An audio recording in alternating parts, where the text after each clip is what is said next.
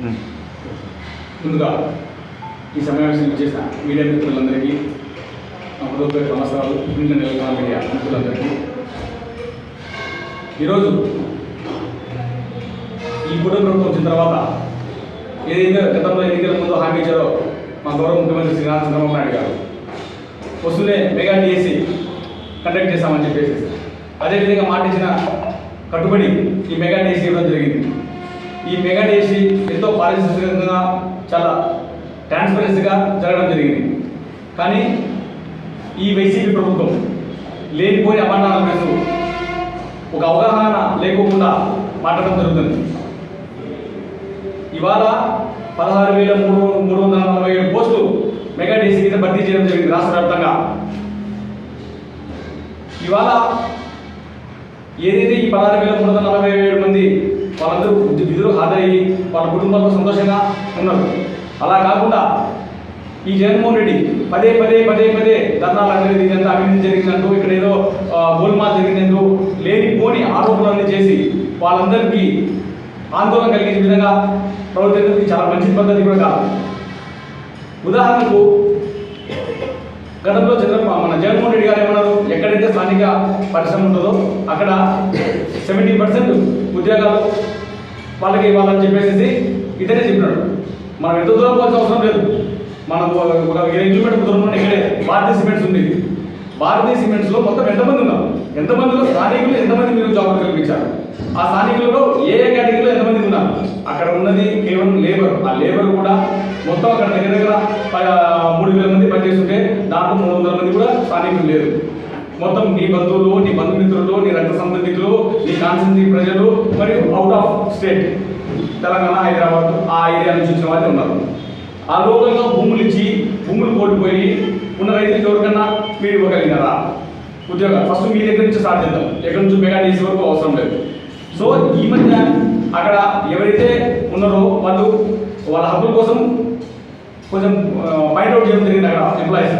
So వాళ్ళలో దగ్గర 25 మందిని మీరు నిర్దాక్షిణ్యంగా ఉద్యోగాల నుంచి తొలగించడం జరిగింది. సో దాంట్లో భాగంగా ఈరోజు అక్కడ వాళ్ళందరూ ఈరోజు నీ ఫ్యాక్టరీ దగ్గర మూతపెట్టేసి నిరాహార దీక్ష చేయడం జరుగుతుంది. ఇవన్నీ కలుపుకొని ఇప్పుడు అసలు ఈ మెగా డిఎస్సి రూపకర్తే శ్రీ చంద్రబాబు నాయుడు గారు 1995లో దీన్ని ఒక తీసుకురావడం జరిగింది. దాంట్లో భాగంగా 2014లో, 2019లో, 2028లో, 25లో 3 సార్లు ఈ కూటమి ప్రభుత్వము, ఈ టీడీపీ ప్రభుత్వమే ఈ డిఎస్సి పెట్టడం జరిగింది. దగ్గర 34,576 మందికి ఉద్యోగాలు కల్పించడం జరిగింది. ఇలా ఏదైనా మంచి చేయాలి కానీ అలా చేయకోకుండా లేదు ఇంట్లో గోల్మాల్ జరిగింది వాటి ఎస్ ఎక్కడ కూడా రిజర్వేషన్ ప్రకారము, మన ప్రకారము sports quota, reservation quota, SC, ST, OBC, EBC ఇలా చాలా రకాలు ఉన్నాయి. దాంట్లో భాగంగానే ఒకవేళ అభ్యర్థికి ర్యాంక్ వచ్చినా కూడా దీంట్లో రాలేకపోయింది. ఏదైతే ఈ రిజర్వేషన్లు కానీ ఈ స్పోర్ట్స్ కోటా కింద కానీ వాళ్ళు రాకపోవడం జరిగింది. అదైతే వాస్తవమే. సో మనమైనా కానీ అన్ఎడ్యుకేటెడ్, ప్రతి ఒక్కరి చేతిలో మొబైల్ ఉంది, గూగుల్ ఉంది. గూగుల్ వెళ్ళిపోకండి అబౌట్ డిఎస్సి వాళ్ళు క్లియర్గా ప్రజలందరికీ ఆ డొమైన్లో పెట్టారు. ఎవరికైనా మనకు ఏం కావాలని దాని నుంచి తీసుకోవచ్చు. ఎక్కడైనా తప్పు జరిగితే అది పాయింట్అవుట్ చేయండి. అలా చేయకోకుండా ప్యాకప్ డౌన్కి ఇచ్చారు, మోగన్కి ఇచ్చారు. అరే బాబు అది కాదు. ఫస్ట్ దాన్ని తెలుసుకొని మళ్ళీ ఏదంటే మాట్లాడండి. గతంలో ఎప్పుడు 2004-2009 మధ్యలో జగన్మోహన్ రెడ్డి గారు తండ్రి ముఖ్యమంత్రిగా ఉన్న రాజశేఖర రెడ్డి గారు ఉన్నప్పుడు రాష్ట్ర వ్యాప్తంగా డిఎస్సీలప్పుడు చేయడం జరిగింది. అప్పుడు ఓఎంఆర్ షీట్ మూలంగా అయిపోయిన తర్వాత ఇక్కడ నుంచి హైదరాబాద్ తీసుకుపోయే క్రమంలో మీ బంధుమిత్రులు, మీ రక్త సంబంధికులు, మీ వాళ్ళందరూ కలిసి ఆ రోజు చాలా మంది జీవితాలు నాశనం చేశారు. మొత్తం మార్చి వేసేసి మీకు ఎవరైతే కావాలో మీరు ఎవరి దగ్గర 10 లక్షలు 5 లక్షలు డబ్బులు తీసుకున్నారో వాళ్ళందరికీ మీరు పోస్ట్ ఇవ్వడం జరిగింది. ఇది కాదా? తర్వాత వాళ్ళందరూ సస్పెండ్ అవ్వడం నిజం కాదా? అలాంటి ఏదైనా తప్పకుండా తీసుకురండి. ఖచ్చితంగా ఈ కూటమి ప్రభుత్వం మా లోకేష్ గారు, చంద్రబాబు నాయుడు గారు దానిపైన యాక్షన్ తీసుకుంటారు, పవన్ కళ్యాణ్ గారు కానీ. అలా కాకుండా ఊరికే రోడ్డు పైన పడి ఏదో చేయకపోతుంది, ఏదో జరిగిపోతుంది అని. అయ్యా బాబు, నువ్వు ఏదైనా చేయాలంటే దన్నా ప్రభుత్వంలో ఎక్కడన్నా వైఫల్యం అయితే మీరు చేయలేదని చెప్పండి, దానికి మేము చేసేదానికి సిద్ధంగా ఉన్నాం. అలా చేయకపోకుండా మీకు ఏదో ప్రతిపక్ష హోదా ఇచ్చారని చెప్పేసి హోదా కూడా ఇవ్వలే. సారీ, ప్రతిపక్షంలో గత మాజీ ముఖ్యమంత్రిగా ఉన్నారని చెప్పేసి మీ ఇష్టం వచ్చినట్టు ఏదైతే మాట్లాడే పద్ధతి కాదు. ఈరోజు ఈ రాష్ట్ర యువత మిమ్మల్ని క్షమించరు, ఇంకెప్పుడు మిమ్మల్ని నమ్మరు. మీరు గతంలో ఈ ఏదైతే కానిస్టేబుల్కి నోటిఫికేషన్ ఇవ్వడం జరిగింది. నోటిఫికేషన్ ఇచ్చిన తర్వాత మీరు వాళ్ళకు ట్రైనింగ్ ఇవ్వలేదు కూడా వేయడం జరిగింది. మళ్ళీ ఈ ప్రభుత్వం ఈ కుటుంబ ప్రభుత్వం వచ్చిన తర్వాతనే ఈ నోటిఫికేషన్ ఇచ్చి వాళ్ళందరికీ పోస్టింగ్ ఇవ్వడం జరిగింది. అలా కాకపోకుండా ఏదో ఇక్కడ జరిగింది అక్కడ జరిగింది మాట్లాడడం పద్ధతి కాదు. ఈ జగన్మోహన్ రెడ్డి ఇప్పటికైనా మార్చుకొని ఆ గొడ్డలి పార్టీ ఒక మంచి పద్ధతిలో పోయి ఆ దేవుడు వాళ్ళకి మంచి జ్ఞానాన్ని ఇచ్చి ఒక రాజకీయంగానే చేసేలాగా నేను వాళ్ళు ఉండాలని ఆ దేవుడిని ప్రార్థిస్తూ ఇప్పటికైనా అని చెప్పింది లేదు. ఇప్పటికైనా తెలివి తెచ్చుకొని ఎవరైతే ఈ దేశీ 16,347 మంది విద్యార్థులు ఉన్నారో వాళ్ళ కుటుంబాలను ఓటును వేయొద్దు. వాళ్ళకు ఒక కుటుంబం ఉంది, వాళ్ళని మీరు పదే ఇలా చేసి వాళ్ళని ఇబ్బంది పెట్టి వాళ్ళ ఆనందకరంగా వాళ్ళకు లేనిపోని బాధలు క్రియేట్ చేసి వాళ్ళకు లేనిపోని జబ్బులు వచ్చేలా ఉన్నాయి. మీరు చేసే పని షుగర్ బీపీ తెప్పించేలా ఉన్నారు. అలా కాకుండా మీరు మంచి పద్ధతిగా ఉండి ప్రజలు మంచి చేసే విధంగా ఆలోచన చేసేదానికి ముందు రావాలని ఈ మాజీ ముఖ్యమంత్రి గారిని నేను కోరుకోవడం జరుగుతుంది. Thank you. మెగా డిఎస్ గురించి ప్రజెంట్ రాజకీయాలు కూడా నడుస్తున్నాయి.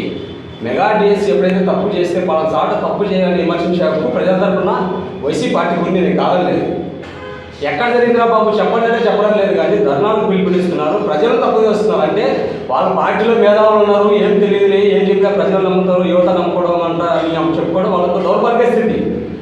కూటమి ప్రభుత్వమైన విమర్శించడానికి ఏ మార్గాలు లేక 100% చెప్పినవి చేసుకుంటూ పోతుంటే ఓర్చుకోలేక వాళ్ళు రాజకీయ మైలేజ్ కోసం మాత్రం విమర్శలు చేస్తున్నారు. ఇప్పుడు కూడా ఎవరైతే ఎగ్జామ్ కండక్ట్ చేశారో గవర్నమెంట్ తరఫున వాళ్ళ అధికారుల ద్వారా కావచ్చు, డిఎస్సి ఎవరైతే ఆల్రెడీ అటెండ్ ఉన్నారో వాళ్ళ ద్వారా కూడా అనేక పర్యాలు ఏమేమి వాళ్ళకున్న ప్రతి ఒక్క డౌట్ను క్లియర్ చేస్తూ వాళ్ళు మీడియా సమావేశం కూడా పెడుతున్నారు. అందుకని మనం చూసే విద్యాశాఖ మంత్రి గారు 3 సార్లు సవాల్ ఇస్తారు. జగన్ రెడ్డి గారు మీరు రాండి, చర్చకి సిద్ధం. రాష్ట్ర వ్యాప్తంగా నీ పార్టీ తరఫున అన్ని సవాలు ఇస్తున్నావు, ధర్నాలు చేస్తున్నావు కదా, ఇది జరిగింది, ఈ ప్రభుత్వంలో ఈ విధంగా మిస్టేక్ జరిగిందని నువ్వు చెప్పురా, సవాల్ చూసుకున్నాము, చర్చించుకున్నా, స్థలం నువ్వు చెప్తావు, నేను చెప్తాను, ప్లేస్ నువ్వు చెప్తావు అని సవాల్ ఇచ్చారండి 2-3 పర్యాలు లోకేష్ గారు. నీకు ప్రజల మీద దేశం మీద అంతా అపనమ్మకం ఉన్నప్పుడు నువ్వు రావాలి, వస్తే కదా తెలిసిన ప్రజలకు ఏ విధంగా నీ రాజకీయ మైలేజ్ కోసం చేస్తున్నావు తప్ప నిన్ను కానీ నీ పార్టీని కానీ నీ కార్యకర్తలను పట్టించుకునే నాలుగు ప్రజలు కానీ యువత కానీ అస్సలు లేరని ఒకసారి గుర్తు చేసుకోమని తెలియజేస్తున్నాను. యువత ఇప్పుడు యువత ఎంత స్పీడ్గా ఉన్నారండి. ఒక గొడ్డలి పార్టీ కావచ్చు, వైసీపీ పార్టీ వాళ్ళు చెప్పిన మాత్రం నమ్మే స్థితిలో లేరు. ఆ స్థాయి పోయింది, మీరు దిగజారిపోయారు. మీరు సామరస్యంగా జరిగే ప్రతి ఎగ్జామ్ కండిషన్ ప్రతి కూడా తగ్గుతూ ఉంటే నీకు ఎక్కడ ఉందో నీకు డౌట్ వస్తే నా దగ్గర మీకు క్లియర్ చేస్తామని కూడా పదే పబ్లిక్ మీటింగ్లో కావచ్చు, ప్రతి మీటింగ్లో కూడా లోకేష్ గారు తెలియజేస్తున్నారు. మీరు ఎందుకు రాలేకపోతున్నారు? మీరు అంటే మీ రాజకీయ లబ్ధి కోసం చేస్తున్నారు తప్ప యువతకు మేలు జరగాలని కానీ, లేకుంటే రాష్ట్రంలో నిరుద్యోగులకు ఒక మంచి మెసేజ్ ఇవ్వడం కానీ కాకుండా తప్పుదోర పట్టించడానికి మీ రాజకీయ మైలేజ్ కోసమే చేస్తున్నారు. ఇది ప్రజలు సహించరు, ముఖ్యంగా యువత సహించారండి. ఇంకా కూడా విద్యాశాఖ మంత్రి గారు త్వరలోనే మెగా డిఎస్ నోటిఫికేషన్ చేస్తారు, నిన్న ప్రకటన చేశారు. నిరుద్యోగులు మీకే చెప్తున్నా, మీరు టాలెంట్ మంచిగా ప్రిపేర్ కావాలి. ఈ కూటమి ప్రభుత్వం 100% మెగా డిఎస్ కాదు, ప్రతి ఎగ్జామ్లో కూడా మెరిట్ ఉన్న వారికి ఉద్యోగం వస్తుందని చెప్పి మీకు అందరూ తెలియజేస్తున్నా. దయచేసి జగన్మోహన్ రెడ్డి గారు మన కడప జిల్లా పర్వత సత్తి నీ చేతనాడు పనిపై చేస్తున్నారు, కుటుంబ ప్రభుత్వం చేస్తుంది, సామరస్యంగా ప్రతిదీ కూడా చేస్తున్నారు. నీ మూలంగా రాష్ట్రంలో కడప జిల్లా పడిపోతుందండి. ఒక సబ్జెక్ట్ లేదు, ఒక కంటెంట్ లేదు. కనీసం ఇది తప్పు చేసిన ధర్నా చేసినవే ఆ ధర్నానికి సామరస్యంగా తప్పనిసరిగా నిరూపించండి. అయితే ఏమేంటి దానికి అధికారులు సమాధానం చెప్పేదానికి ఉంది, గవర్నమెంట్ సిద్ధంగా ఉంది కదా, అది ఉపయోగించి ప్రజలు తెలియండి. ఇవన్నీ ఏమి లేకోకుండా ధర్నా చేస్తే ఏ ఉపయోగం కానీ నేను ముఖ్యంగా చెప్తున్నా, మీ రాజకీయ లబ్ధి కోసం మైలేజ్ కోసం ధర్నా చేస్తుంది తప్ప దానికి ఎలాంటి మైలేజ్ రావాలని ఈ విధంగా మీడియా ముఖ్యంగా తెలియజేస్తున్నాను. Thank you.